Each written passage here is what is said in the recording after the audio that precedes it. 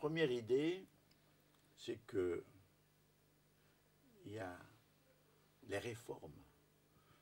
Il y a 7 types de réformes inséparables. Pourquoi? Parce que réforme économique, réforme sociale, réforme politique, réforme de la connaissance, réforme de l'éducation, réforme de vie et réforme éthique. Une réforme seule est insuffisante. Par exemple, en Union soviétique, ils ont supprimé physiquement toute la classe capitaliste, toute la bourgeoisie, pour créer une société sans classe. Et non seulement ils n'ont pas réussi, ils ont créé une société, une nouvelle exploitation, mais l'effort a complètement échoué en 1989, quand le capitalisme que l'on croyait avoir chassé est revenu plus fort que jamais, et la religion qu'on croyait avoir liquidée est revenue plus forte que jamais. Il faut des réformes économiques, elles ne suffisent pas. Il faut des réformes sociales, bien entendu, elles ne suffisent pas. Il faut une réforme éthique, morale, seule, elle ne suffit pas. C'est ensemble qu'on doit cheminer vers ces réformes. Alors ici, je ne vais pas commencer à donner une première liste des réformes dans chaque champ. Ce que l'on peut comprendre déjà, c'est à quel point la réforme de la connaissance est indispensable, puisque notre connaissance actuelle nous empêche, nous rend aveugles. Alors donc, c'est très important, et donc elle commande les réformes de l'éducation. Mais ce sera une autre occasion que si je développerai ces idées.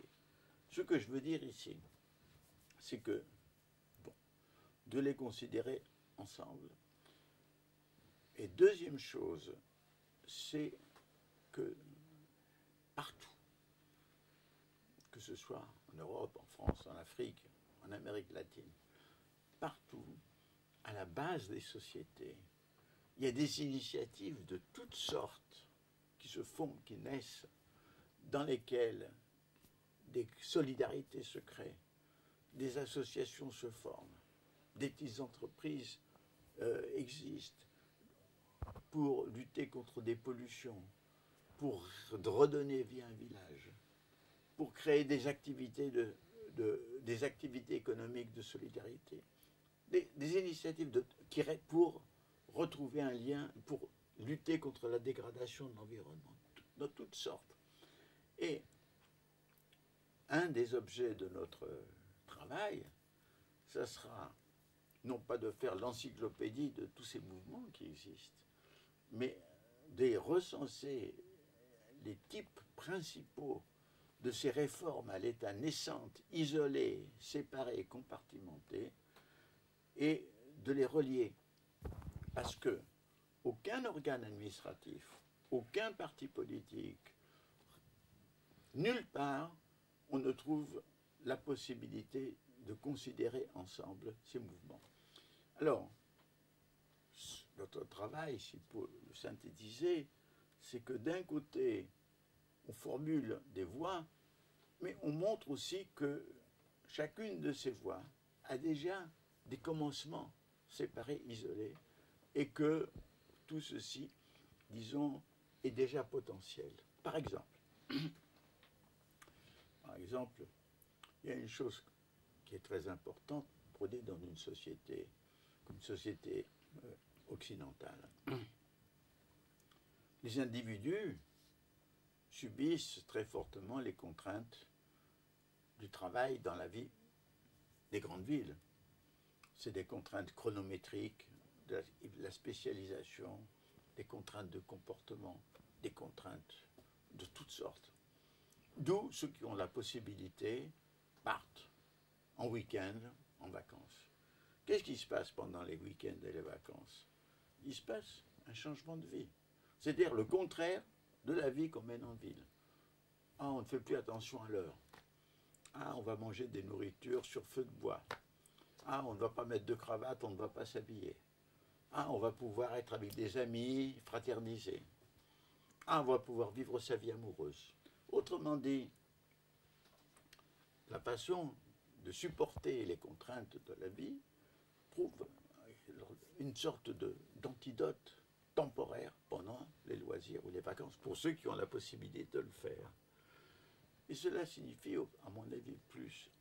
Nous vivons dans un monde où tout est quantifié, tout est traduit en quantité. Le revenu personnel, le revenu global, la croissance, tout est. Et on oublie, avec le quantitatif, qu'il y a des choses, que les choses les plus importantes de la vie ne peuvent pas être quantifiées. On pense que l'amour, le bonheur, la paix de l'âme, ces choses-là ne peuvent absolument pas être calculées. On peut améliorer les indices quantitatifs, par exemple, mais il n'y a pas de vrai indice du bonheur ou de la satisfaction. Vous pouvez ajouter, comme l'a fait Amartya Sen, disant un indice qui tient compte du degré de scolarité, qui tient compte du degré d'hygiène, qui tient compte de certaines conditions extérieures. Mais ça ne peut pas. Et il faut dire que quand on prend le problème de l'argent, chacun, au fond de lui-même, sait que plus important que l'argent est la joie et le bonheur. Mais quand on manque, quand on n'a pas le bonheur, qu'on n'a pas l'amour, qu'on n'a pas la compréhension, alors qu'est-ce que c'est? L'argent, c'est la compensation à ce manque. On va aller vers l'argent pour oublier, pour se consoler, on va faire des achats, on va accumuler, on va faire un voyage. Donc, je pense que chacun, dès qu'il aura l'occasion, comprendra que l'important pour lui, c'est une vie, je dirais, avec mon langage à moi, je dirais une vie poétique. Pourquoi est-ce que je dis une vie poétique?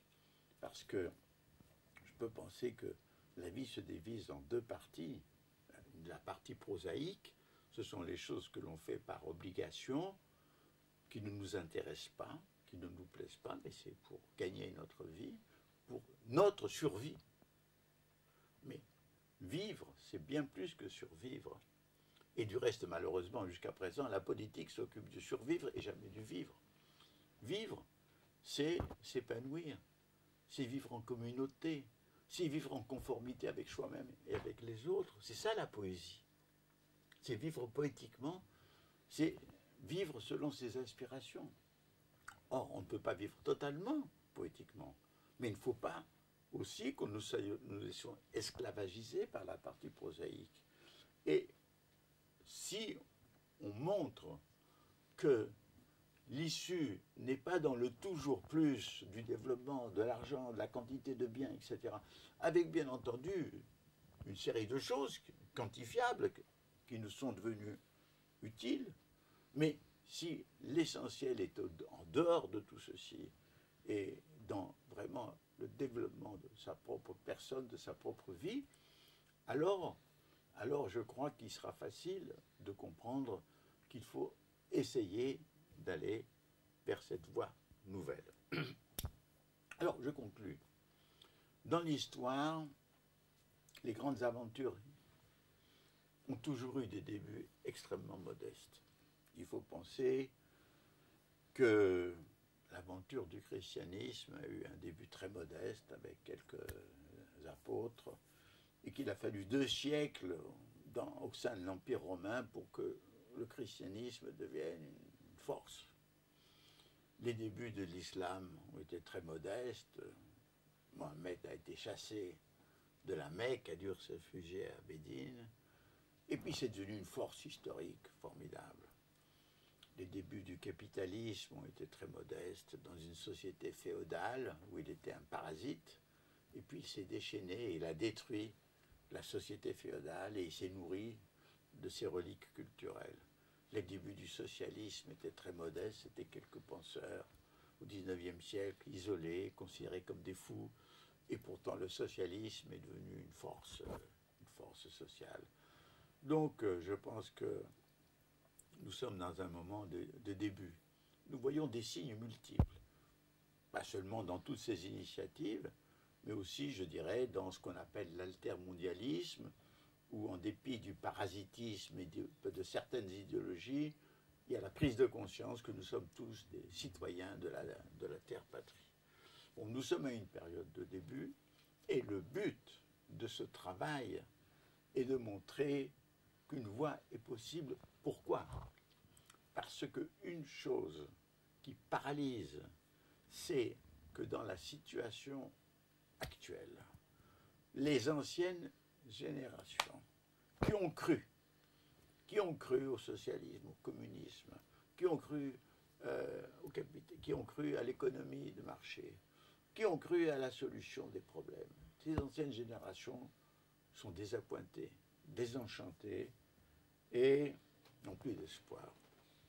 Les nouvelles générations, ils arrivent dans un monde sans futur. Nul ne peut dire ce que sera demain.